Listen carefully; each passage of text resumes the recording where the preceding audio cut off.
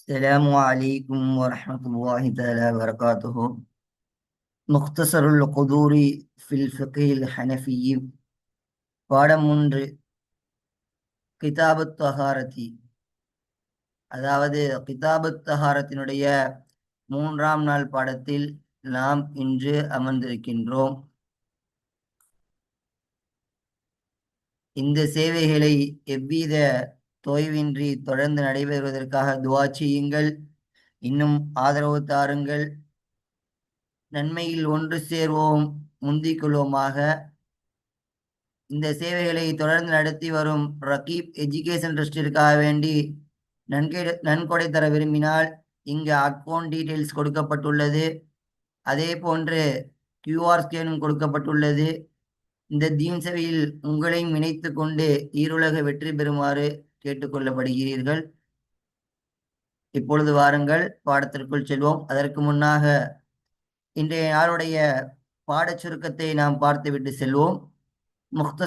முக்தசருல் குதூரி, உழுவை முறிக்கக்கூடியவை மற்றும் குளிப்பின் விஷயங்கள். அதாவது இன்று நாம் எந்த விஷயங்களெல்லாம் உழுவை முறிக்கும், அதே போன்று எந்த விஷயங்களெல்லாம் உழுவை முறிக்கும், அதே மாதிரி அடுத்தபடியாக குளிப்பினுடைய விஷயங்கள், அதாவது குளிப்பினுடைய ஃபர்லுகள் சுன்னத்துகள் போன்ற விஷயங்களை நாம் இந்த பாடங்களிலே பார்க்க இருக்கின்றோம். பொழுது வாருங்கள், நாம் பாடத்திற்குள் செல்வோம். நாம் நேற்றைய பாடத்தில் என்னவெல்லாம் பார்த்தோம்? அதாவது உழவினுடைய ஃபர்லுகள் பார்த்தோம், அதே போல் சுன்னத்துகள் பார்த்தோம், முஸ்தபுகள் பார்த்தோம். இப்பொழுது நாம் முழுவை முறிக்கக்கூடிய காரியங்களை இந்த பாடத்தில் நாம் பார்க்க இருக்கின்றோம். பாருங்க, நவாகிதுல் உதுஇ, உழுவை முறிக்கக்கூடிய காரியங்கள். அதாவது இப்போ வாங்க வாசிப்போம். எதெல்லாம் எந்த விஷயங்கள்லாம் செய்தா ஒழு கூடாம போயிருமோ, அதாவது என்ன நவாக்குதுலாம் இப்ப நம்ம ஒழு செஞ்சு எதெல்லாம் அமல் செய்வோமோ, இந்த விஷயங்கள்லாம் ஏற்பட்டா அந்த அமல் அந்த ஒழு எனது நம்மை விட்டு முறிந்து விடும். ஆக திரும்ப ஒழு செய்துதான் என்ன செய்ய முடியும்? நாம் அமல்கள் செய்ய முடியும். அப்பேற்பட்ட காரியங்கள் தான் இந்த பாடத்திலே நாம் பார்க்க இருக்கின்றோம். ஒல் மஆனின் நாகிலத்துல் லில் உதுஇ. ஒல் மஆனினா என்ன? இங்க மஆனிங்கிறது என்னது? மானா என்ற முஃப்ரதினுடைய ஜம்மு தான் அல் மஆனி என்பது. மஆனினா இங்க என்ன அர்த்தம்னா காரியங்கள். அந்நாகிலத்து, முறிக்கக்கூடிய. எப்படிப்பட்ட, எதை முறிக்கக்கூடிய? லில் உதுஇ, உதுவை முறிக்கக்கூடிய காரியங்கள். அப்படிப்பட்டதை தான் இந்த பாடத்தில் நாம் பார்க்க போகின்றோம். பாருங்க, எதெல்லாம் உதுவை முறிக்கும் நம்ம பார்ப்போம் வாங்க.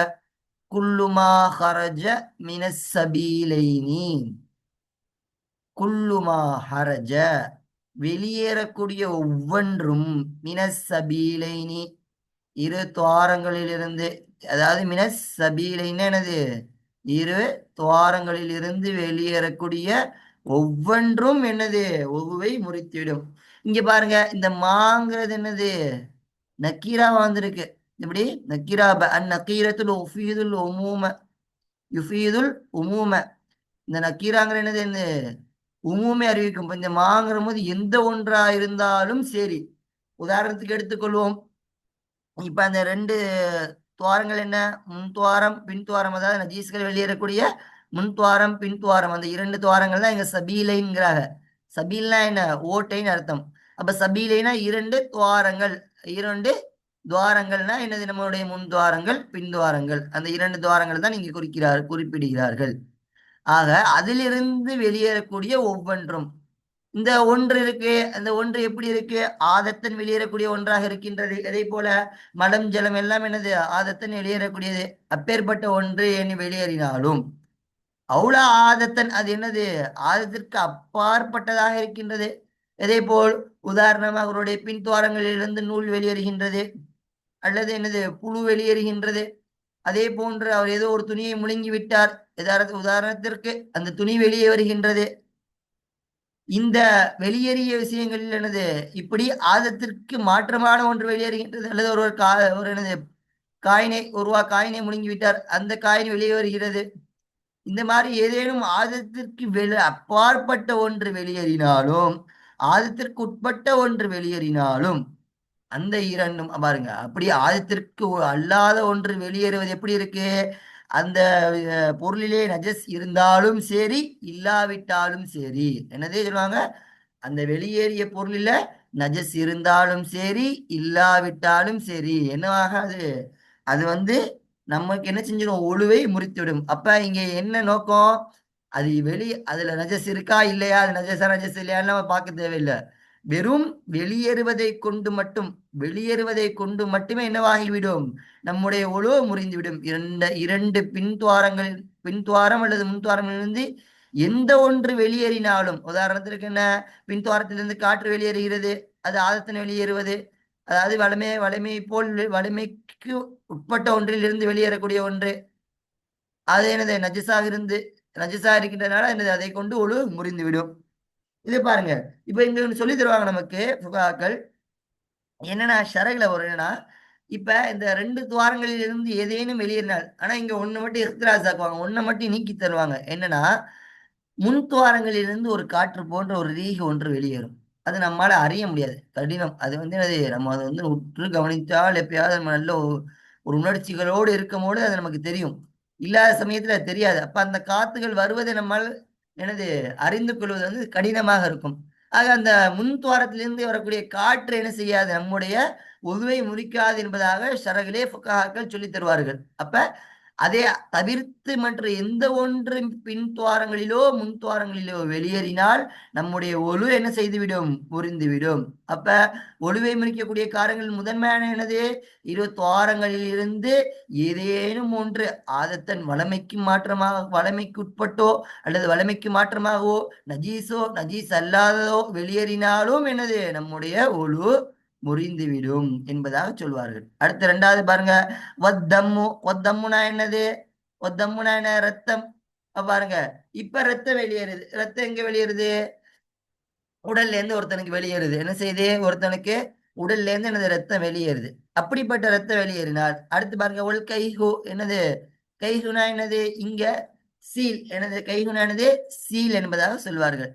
ஒசதீது இன்னும் சலம். இங்க பாருங்க, கைகுனா என்னன்னா, நம்முடைய ரத்தம் வந்து சூடாகி, இங்க என்ன சரகுல என்ன நம்முடைய ரத்தம் சூடாகி அது கொஞ்சம் ஹீட்னால என்னது, அந்த வெண்மையான கொஞ்சம் நம்ம நம்ம புண்கள் ஏற்படும் நம்ம அந்த சமயத்துல அதை பார்க்கலாம். புண்ணு வந்தோம் கொஞ்சம் வெள்ளை ரத்தம் வந்த பின்னாடி கொஞ்சம் வெள்ளையான ஒரு சலம் மாதிரி சீல் மாதிரி ஒண்ணு உண்டாகும். அதுக்குதான் நம்ம கைகுன் என்ப அரபியில சொல்லுவார்கள்.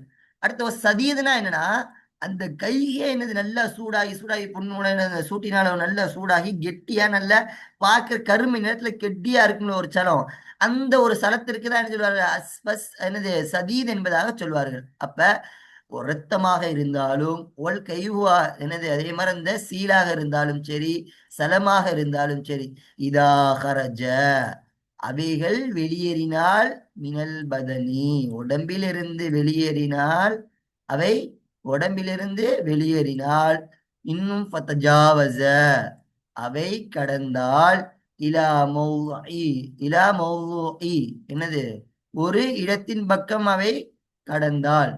எப்படிப்பட்ட இடம், எல் ஹக்குஹு ஹுக்குமுத் தத்ஹீர் அந்த இடத்தை என்னது சேரும், சுத்தத்தினுடைய ஹுக்குமிலே அந்த இடம் சேருமே, அப்படிப்பட்ட இடத்தின் பக்கம் அந்த இரத்தமோ சலமோ சீலோ கடந்தால் என்ன செய்துவிடும், அவைகளும் ஒழுவை முறித்துவிடும். இப்போ பாருங்க, இப்போ ஒருவனுக்கு ஒரு உடம்புல என்ன செய்யுது, ரத்தம் வந்துருச்சு, சின்னதா ஒரு புண்ணு இருக்கு, இல்ல ஒரு குண்டு ஊசி வச்சு என்னமோ குத்திட்டான், சின்னமா ரத்தம் வந்து என்னது அந்த இடத்துல நிக்குது. என்ன செய்யுது, ஒரு புள்ளி ரத்தம் வந்து என்ன செஞ்சிருக்கு, அதே இடத்துல நிக்குது, எங்கும் வடியல. அந்த இடம் என்னது, அந்த ரத்தம் வந்து செயலான ஆகல, ஓடல, என்னது செயலான ஆகல, அந்த தண்ணி அந்த ரத்தம் வந்து அந்த இடத்த விட்டு கடக்கல, அப்படி இருக்கு, அப்படியே அதே இடத்துல நிக்குது. இப்ப அதை நினைச்சான் பேப்பரை கொண்டு வந்து என்னது தொடச்சிட்டான், அப்படியே எங்க வாம்பு தொடச்சிட்டான், இப்ப ஒழுங்குமுறை கேட்டா முடியாது. அப்ப அந்த குத்துன இடத்துல இருந்து அவன் ரத்த நகர்ந்தால் மட்டும்தான் என்ன செய்யும், ஒழு முறியும். அதே போல்தான் கைகுக்கும் அதே சட்டம், சீலும் அதே இடத்துல என்னது புண்ணிலே இருக்கு அப்படின்னா ஒழு முறியாது. புண்ணை விட்டு என்னது, அந்த புண்ணை விட்டு அந்த சுத்தமான இடத்திற்கு வலிந்து வருகிறதா, எந்த உறுப்பெல்லாம் நம்ம கழுவி சுத்தமா இருக்குன்னு சொன்னோமோ அந்த உறுப்பின் பக்கம் என்னது வருதுகிறதோ வருந்தால், அப்ப அந்த இடத்துல என்னது ஒழுவ முறிஞ்சிடும். அதே மாதிரி சலமும் அதே மாதிரிதான் என்னது, இவைகள் இருக்க இடத்தை விட்டு எந்த இடத்துல இருக்கோ அந்த இடத்தை விட்டு எப்பொழுது கிடைக்கின்றதோ அப்பொழுதுதான் ஒழு முறியும். அதே இடத்தில் இருக்கும்பொழுது என்ன வச்சது என்ன செய்யாது, நமக்கு ஒழு என்பது முறியாதாக இருக்கும். பாருங்க, இங்க எல்லாருக்கும் ஹுக்குமு தத்துகீருண்டாகல. அதாவது எந்த இடம்னா தத்தகீர் எங்கெல்லாம் சுத்தமா வச்சுக்கணும்னு நமக்கு ஃபர்லுன்னு சொல்லப்பட்டுச்சோ அந்த இடத்திற்கு கடந்துச்சுன்னா, புண்ணு இருக்கு, புண்ணை கழுவிட்டோம், நம்ம அந்த புண்ணை ஒரு அதாவது கை ஒரு ஒழு செய்யக்கூடிய உறுப்பான கையில என்ன இருக்கு, ஒரு புண்ணு இருக்கு, நம்ம ஒழு செஞ்சுட்டு வந்துட்டோம், கழுவும் போதெல்லாம் ரத்தம் இல்ல, நம்ம ஒழு செஞ்சுட்டு வந்து பார்க்கும்போது என்னது அந்த இடத்துல ரத்தம் அப்படியே வந்தாப்புல நிக்குது. அப்ப அதை நம்ம திரும்ப போய் கழுகணுமா ஒழு முடிச்சாங்கன்னா கிடையாது. அதே இடத்துல இருக்கும் போது என்ன செய்யாது, நமக்கு ஒழு முடியாது. அதே வடிஞ்சு வலிந்து வடிகிறது அப்பனா என்ன செய்யும், ஒழு முறிஞ்சிடும், நம்ம திரும்ப போய் என்ன செய்யணும், ஒழு செய்யற மாதிரி இருக்கும். இதுதான் எனது இரண்டாவது ஒழுவை முறிக்கக்கூடிய விஷயங்கள். அப்ப என்னது, ரத்தம் வெளியேறுவது, அதே போன்ற கைகி வெளியேறுவது, சதீது இன்னும் என்னது, வாந்தி எனது சலம் வெளியேறுவது. இப்ப பாருங்க, இன்னும் இந்த தம்மு விஷயம் சொல்லுவாங்க. அப்ப என்னன்னா, ஒருத்தன் வந்து மிஸ்வாக்கு செய்யறான், என்ன செய்யறான், ஒருத்தன் வந்து என்ன செய்யறான், மிஸ்வாக்கு செய்யறான், பல்ல கொண்டு பல்ல சொன்னா பல்லுக்கு மிஸ்வாக் செய்யறான். இப்ப அவனுடைய மிஸ்வாக்கில் ரத்தத்தை பார்க்கறான். இப்ப இதனால அவனுக்கு ஒழு முடியுமான்னு கேட்டா முடியாது. என்ன செய்யாது, ஒழு முடியாது. அந்த இடத்துல இருக்க போய் மிஸ்வாக்கில் பார்த்தனால அவனு ஒழு முடியாது. இதே இந்த வாயில இருக்கிற ரத்தம் வலிந்து ஹுக்குமி தத்தகீருடைய ஹுக்குமான இடத்திற்கு வந்து கடந்து விட்டுச்சுன்னா, சுத்தத்தினுடைய எந்த இடம்லாம் சுத்தமாக வைத்துக் கொள்ளணும் என்று அறிவுறுத்தப்பட்டதோ அந்த இடத்தின் பக்கம் அந்த அந்த ரத்தம் கடந்து வந்தால் அப்பொழுது ஒழு முடியும். வெறும் மிஸ்வாக்கில் பார்ப்பதை கொண்டு மட்டுமே செய்யாது, ஒழு நமக்கு முடியாது. அதே போல ஒரு ஆப்பிளை சாப்பிடுகிறான், ஏதோ ஒரு பழங்களை சாப்பிடுகின்றான், அந்த பழத்திலே அவனுக்கு என்னது ரத்தம் தென்படுகிறது, அப்பொழுது ஒழு முடியுமான்னு கேட்டா முடியாது. இங்கே என்னது அதே மாதிரி அந்த ரத்தம் அந்த இடத்தை விட்டு கடந்தால்தான் என்னது அப்பயே ஒழு முடியும். அடுத்து பாருங்க, ஒருத்தர் என்ன செய்யறான், மூக்குக்குள்ள கையை விடுறான், என்ன செய்யறான், தன்னுடைய நாசி குழாய்க்குள்ள கையை விடுறான். அப்ப அந்த கையை விடும் போது என்ன செய்யறான், அந்த கையில என்ன ரத்தத்தை பாக்குறான். இப்ப இதனால ஒழு முடியுமான்னு கேட்டா முடியாது. அப்ப உள்ளே அந்த நமக்கு மூக்கினுள் உள்ளே சுத்தம் செய்வது ஒன்றும் பரல கிடையாது. மூக்கு உள்ள ஏதோ ஒரு புண்ணெல்லாம் ரத்தம் இருக்கு, அது நம்ம கை வைக்கும்போது கையில படுது, இப்ப தெரியுது, இப்ப ரத்தம் வெளியேறிட்டா கிடையாது. அதே அந்த மூக்கினுள்ள ரத்தம் வழிந்து வெளியே வருகின்றதா, அப்பொழுது என்ன செய்யும், நமக்கு ஒழு முறிந்து விடுமே தவிர, அந்த மூக்கினுள் நாம் கை விடுவதன் மூலமாக கையில் தென்படக்கூடிய ரத்தத்தினால் என்ன செய்யாது, நம்முடைய ஒழு முறியாது. என்னது, நம்முடைய ஒழு முறியாது. அடுத்த பாருங்க என்ன சொல்றாங்க, ஒல் கை ஓ இன்னும் என்னது, ஒல் கை ஊனா என்னது, வாந்தி எடுப்பது. இதா அடுத்து பாருங்க, இதுக்கு ஒரு ஷரத்து வைக்கிறாங்க பாருங்க, இதா கான மில் அல்ஃபமி, அந்த வாந்தி எவ்வாறு இருக்க வேண்டும், மில் அல்ஃபமி, வாய் நிரம்பக்கூடியதாக ஆகியிருந்தால், இதா கான அந்த கை ஆகியிருந்தால், மில் அல்ஃபமி வாய் நிரம்ப ஆகியிருந்தால் என்ன செய்துவிடும், ஒழுவை முறித்துவிடும். அப்ப வாந்தி நார்மலா நம்ம கொஞ்சமா எடுக்கக்கூடிய வாந்தி எல்லாம் என்ன செய்யாது, ஒழுவை முறிக்காது. அந்த வாந்தி எந்த அளவுக்கு இருக்கணும், அதாவது இந்த வாந்தி எந்த அளவுக்கு இருக்கணும், வாய் நிரம்ப இருக்கணும். இந்த இங்க இங்க ஒரு அளவு கொடுக்குறாங்க பாருங்க, மில் அல்ஃபமி வாய் நிரம்ப வாந்தினா அதுக்கு ஒரு அளவு கொடுப்பாங்க ஃபுகால். என்னன்னா, இப்போ ஒரு நாள் வாந்தி வருது, அவனால அதை கட்டுப்படுத்த முடியல, என்னது வாயில தன்னால கட்டுப்படுத்த முடியல, அந்த அளவுக்கு பீரிட்டு வருது, அப்படிப்பட்ட வாந்தி தான் எனது மில் அல்ஃபமி என்பதாக சொல்வார்கள். இன்னொரு இடத்துல சொல்லுவாங்க, இப்ப கட்டுப்படுத்துற ஆனாலும் கஷ்டப்பட்டு கட்டுப்படுத்துறான்னா அது என்னதான், அதுவும் இல்ல அல்ஃபமி தான். ஒரு ரொம்ப சிரமம் கொடுத்து அதை கட்டினத வாயில இருக்க வாந்தியே என்ன அவன் கட்டுப்படுத்துறான் என்று சொன்னால், அங்கும் என்னதான், அதுவும் இல்ல அல்ஃபமி தான். அப்ப அதை கொண்டும் என்ன செய்துவிடும், அவனுக்கு ஒழு முறிந்துவிடும் என்பதாக சொல்வார்கள். இப்ப பாருங்க, வாந்தி என்று சொன்னால் என்னது, நிறைய வகைகள் இருக்கு. உதாரணமா ஒருத்தர் தண்ணீரை மட்டும் வாந்தி எடுக்கிறான், அப்போ ஒழு முறியுமான்னு கேட்டா முடியும், முறிந்து விடும். அதே உணவை என்னது வாந்தியாக எடுக்கிறான், ஒழு முறிந்து விடுமா, முறிந்து விடும். அதே பாருங்க, இன்னொன்னு ரத்தத்தை ஒருத்தன் வாந்தியா எடுக்கிறான், அப்ப என்ன செய்யும், அப்பையும் ஒழு முறிந்து விடும். அதே போல் பித்தம், மஞ்சள் பித்தம் கருப்பித்தம் என்றன பித்தங்கள் பல என்னது வகைகள் இருக்கு. அதே போல அது எந்த பித்தங்களை அவன் வாந்தி எடுத்தாலும் என்ன செய்து விடும், அவனுக்கு என்னது ஒழு கண்டிப்பாக என்னது முறிந்து விடும். இப்ப இங்க சொல்லுவாங்க பாருங்க, இப்ப ஒருத்தவனுக்கு வாய் நிறமா வாந்தி வந்து என்னது எடுத்துட்டான். இப்ப ஒருத்தன் வாய் நிறமனா வாந்தி எடுக்கல, கொஞ்சம் கொஞ்சமா வாந்தி எடுத்திருக்கான், என்னது கொஞ்சம் கொஞ்சமா வாந்தி எடுத்திருக்கான். ஆனா அந்த வாந்திகள் எல்லாம் ஒன்று சேர்த்து பார்க்கும் பொழுது, உதாரணமாக ஒரு ஒரு இந்த இடத்துல கொஞ்சம் வாந்தி எடுத்துள்ளான், அடுத்து கொஞ்சம் இடத்துல என்னது வாந்தி எடுத்துள்ளான், இந்த இடத்துல உள்ள வாந்திகள் எல்லாம் நாம் சேர்த்து ஒரு உதாரணத்துக்கு நாம் கற்பனையில் சேர்த்து பார்த்தால் அவைகள் எல்லாம் எனது வாய் நிரம்ப வரும், அந்த அளவுக்கான அளவு அவன் வாந்தியை கொஞ்சம் கொஞ்சமாக எடுத்து வைத்திருந்தால், இப்ப இதை கொண்டு ஒழு முறிந்து விடுமா என்று சொன்னால் ஆம் முறிந்துவிடும். சில இமாம்கள் என்ன சொல்வார்கள், அந்த வாந்தி வந்ததற்கான சபபு ஒன்றா இருக்கா என்று பார்க்க என்பவர்கள். அந்த வாந்தி வந்ததற்கான சபபு என்ன ஒன்றாக இருந்தால், அதனுடைய காரணம் என்னது ஒன்றாக இருந்தால், அந்த வாந்தியை கொண்டு என்ன செய்துவிடும், ஒழு முறிந்துவிடும் என்பதாக சொல்வார்கள். சில இமாம்கள் என்ன சொல்லுவார்கள், ஹனஃபி மதபினுடைய சில இமாம்கள் என்ன சொல்லுவார்கள் என்றால், சபபு ஒன்றாக இருக்க தேவையில்லை, மஜ்லிஸ் ஒன்றாக இருந்தால் போதும். அவன் என்னது, இப்ப உதாரணமா இந்த ரூம்குள்ள தான் இருக்கான், அந்த ஒரு ரூம்குள்ள இருக்கான், அந்த ரூம்லயே சுத்தி சுத்தி எடுக்கிறான், வேற எங்க வெளியே போகல. அப்ப என்னது, அதே ஒரே ரூம்ல இருக்கான். அப்ப அந்த ரூம் மஜ்லிஸ் ஒன்றா தான் இருக்கு. அப்ப அப்படிப்பட்ட இடத்துல அவன் கொஞ்சம் கொஞ்சமா எடுத்தா என்னது, அப்பே அதை கொண்டு என்ன செய்துவிடும், ஒழு முறிந்து விடும் என்பதார்கள். அப்ப என்னது, ஒண்ணு சபபு, சபபின் மூலமாக, அதாவது காரணத்தின் மூலமாக வாந்தி எடுக்கக்கூடிய அளவு, பிரித்து பிரித்து எடுக்கக்கூடிய வாந்தியினுடைய அளவு வாய் நிரம்ப இருந்தால் ஒழு முறிந்து விடும். அல்லது என்னது, அதனுடைய மஜ்லிஸ் மாறாமல் இருக்க சமயத்தில் என்னது சேர்த்து பார்க்கும் பொழுது வாய் நிரம்ப வாந்தி வந்தால் அவையும் என்ன செய்து விடும், உதுவை நமக்கு என்னது முறித்து விடும் என்பார்.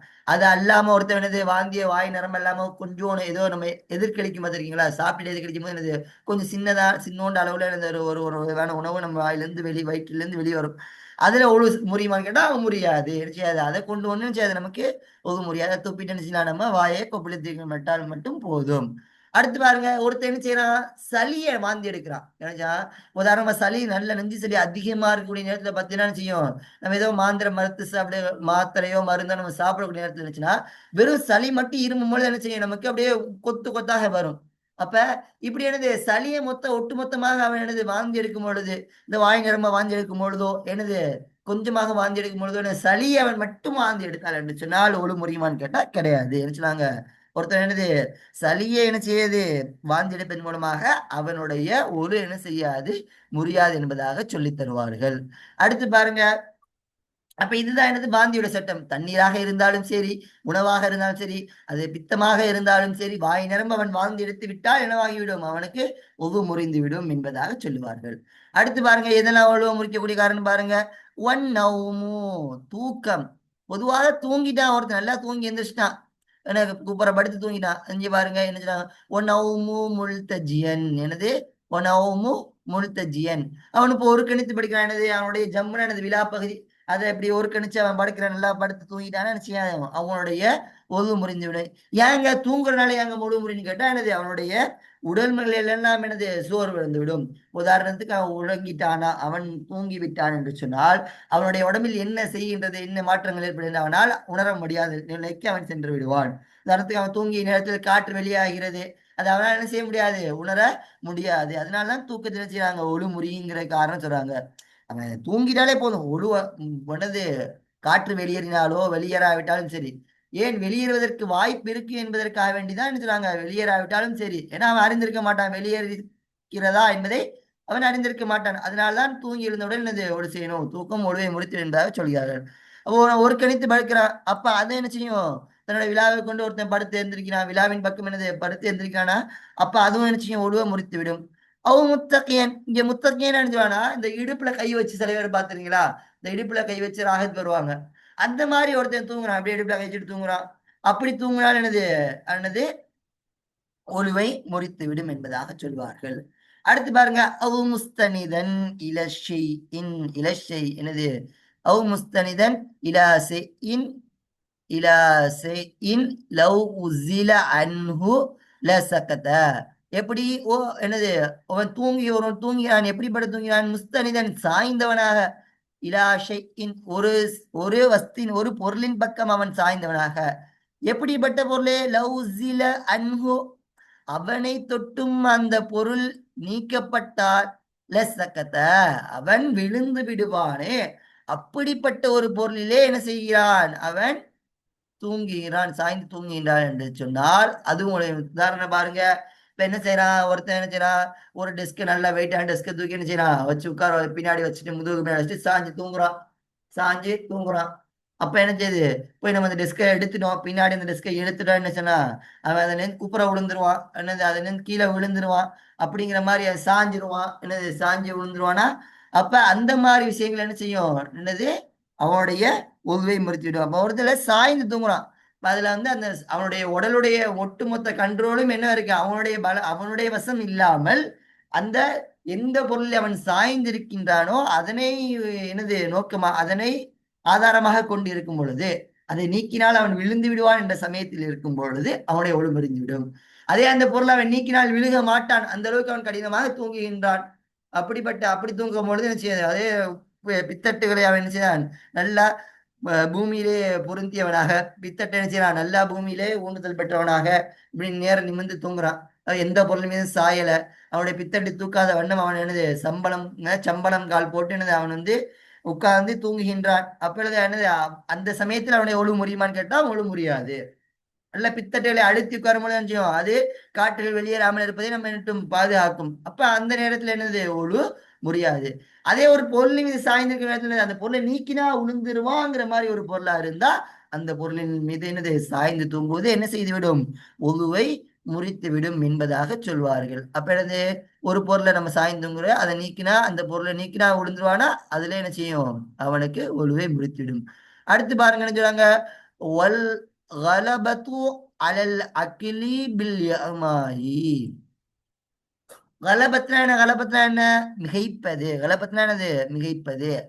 அலல் அக்கிலி, அக்கில்னா என்னது, புத்தி. அக்கில்னா என்னது, புத்தி. என்னது, புத்தி, அறிவு. புத்தி அல்லது அறிவு, அறிவை மிகைப்பது. என்னது, பில் இஅமாஇ. எதை கொண்டு, இஅமானா என்னது, மயக்கம்.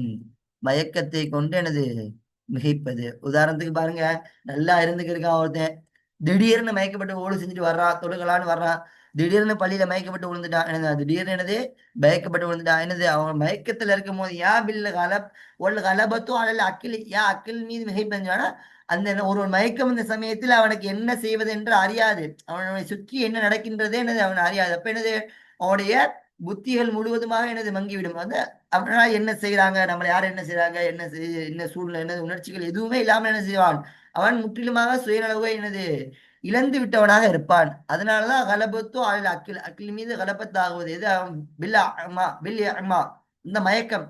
வெறும் மயக்கம் மட்டும் தான் இருக்கு. அப்ப என்ன நடக்குதுன்னு தெரியாது. அந்த நேரத்துல ஒருத்தனுக்கு காற்று பெரிந்திருந்தாலோ, மலம் வெளியேறிந்தாலோ, சிறுநீர் வெளியேறிந்தாலும் செய்யாது, அவனுக்கு அறியாதது. அதனாலதான் எனது மயக்கம் வருவது எனது ஒழுவை முறித்திடும் என்பதாக சொல்வார்கள். அப்ப என்னது இந்த மாதிரி மயக்கம் ஒருத்தன் ஒழுவு செஞ்சுட்டு வர்றான், மயக்கப்படி விழுந்துட்டான்னு சொன்னோம்ல பள்ளியில, அப்ப அவன் என்ன செய்யணும், மயக்கம் தெளிஞ்சிருச்சுன்னா திரும்ப வந்து ஒழு செய்யணும். அப்ப ஏன் இந்த மயக்கம் என்பது ஒழுவை முறித்து விடும்.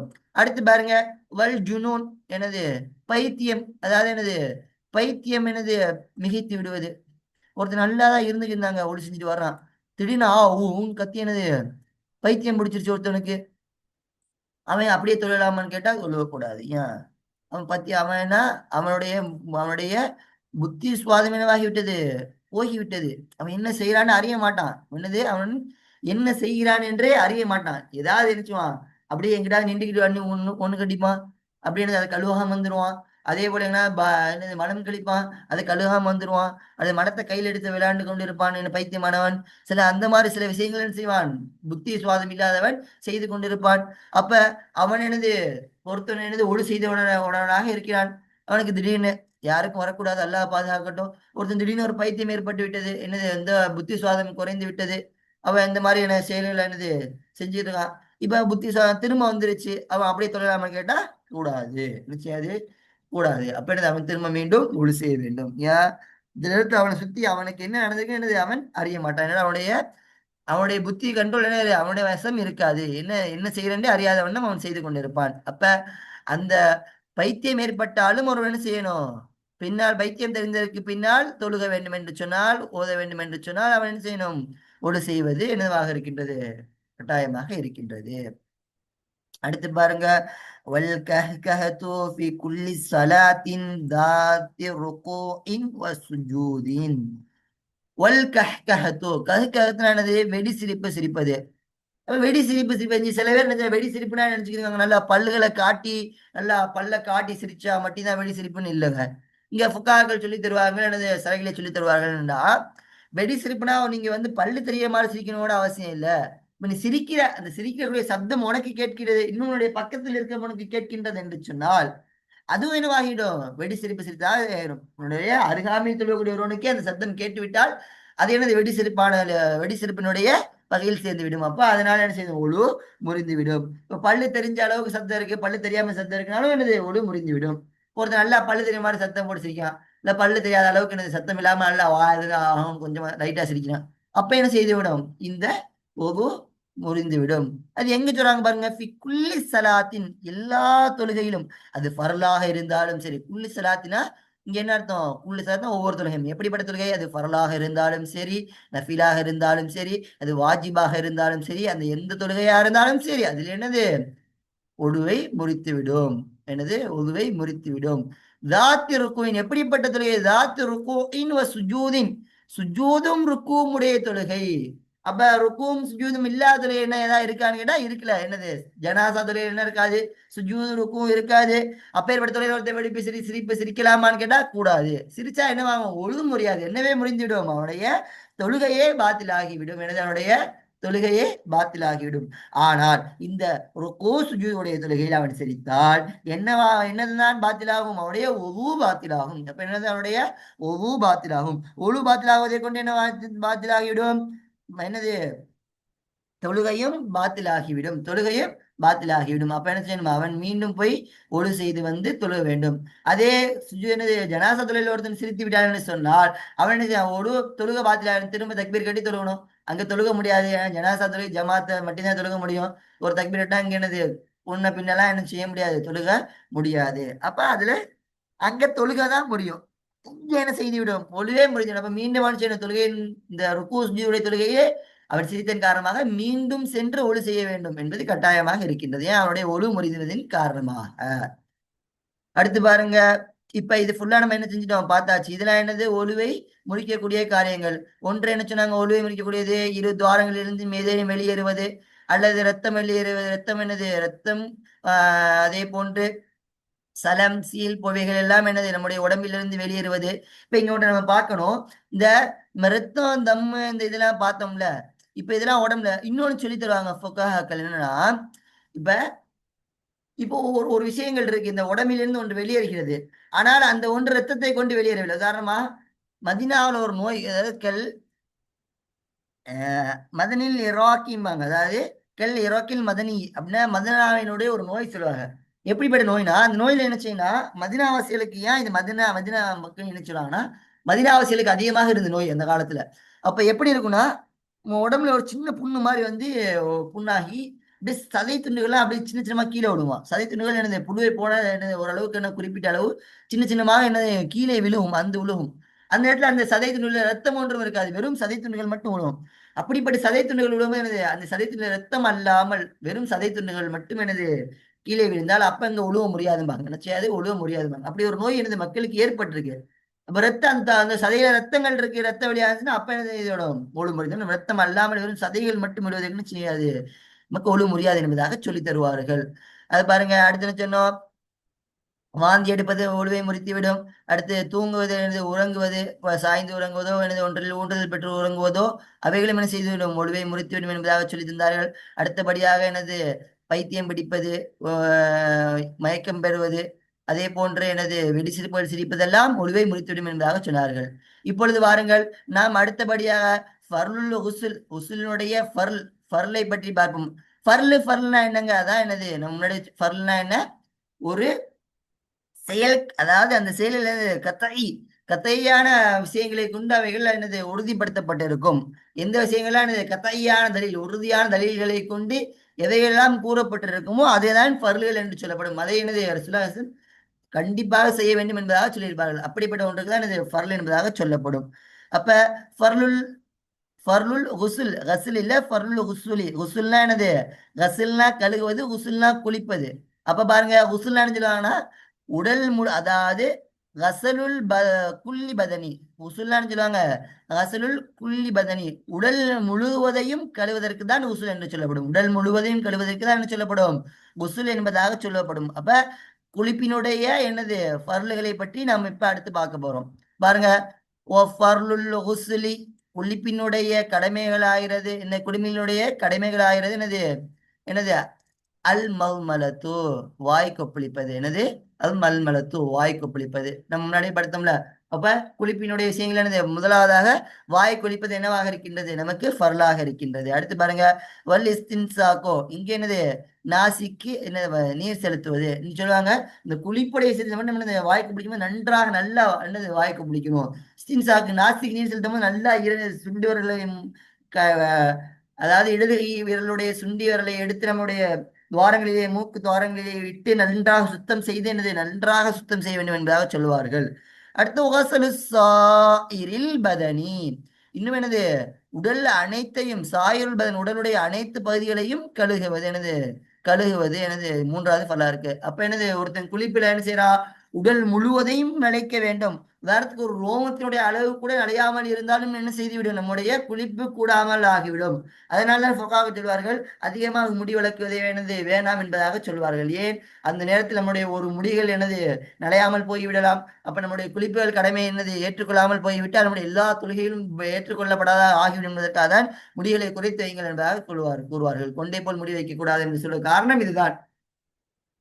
உடலுடைய எல்லா பகுதியிலும் இருக்கும். இப்ப கேட்பாங்க தொப்புளுடைய உட்பகுதிகள், அதே போன்ற என்னது காதினுடைய நன்றான உள்பகுதிகள், இதே போல நல்லது இந்த பிருவத்தினுடைய உள்பகுதி, தாடியினுடைய உள்பகுதிகள், அங்கெல்லாம் நல்லா நன்றாக என்ன செய்யணும், நம்ம தண்ணீரை விட்டு சேர்க்க வேண்டும். இது மினவாக இருக்கு, பரலுடைய விஷயங்கள்ல இருக்கு. அப்ப என்னது, இந்த சாயுள் பதினமே எல்லாத்தையும் என்னது நம்ம கஷ்டம் இல்லாம எந்த இடத்துல கழுக முடியுமோ, சிரமம் இல்லாமல் உடலுடைய உள்பகுதிகள் எங்கெல்லாம் கழுக முடியுமோ அந்த பகுதியில் முழுவதையும் என தண்ணீரை கொண்டு கழுகுவது என்னவாக இருக்கின்றது, உழுவினுடைய ஃபரலில் பெற்றதாக இருக்கிறது. அப்ப என்னது, மல்மலத்து இஸ்தின்சாக்கு அசலு சாயுல் பதனு, வாய் கொப்பளிப்பது, நாசிக்கு நீர் செலுத்துவது, உடல் முழுவதையும் கழுகுவது, ஒரு ரோமத்தினுடைய அளவுகோல் விடாமல் உடல் முழுவதையும் கழுவுவது ஃபர்ல் என்னது உசுலுடைய குளிப்பினுடைய ஃபர்லுகளாக இருக்கின்றது. இன்ஷால்லா வரக்கூடிய பாடங்களில் நாம் சுன்னத்துல் உசுல் குளிப்பினுடைய சுன்னத்துகளை பற்றி நாம் பார்ப்போம் இன்ஷால்லா.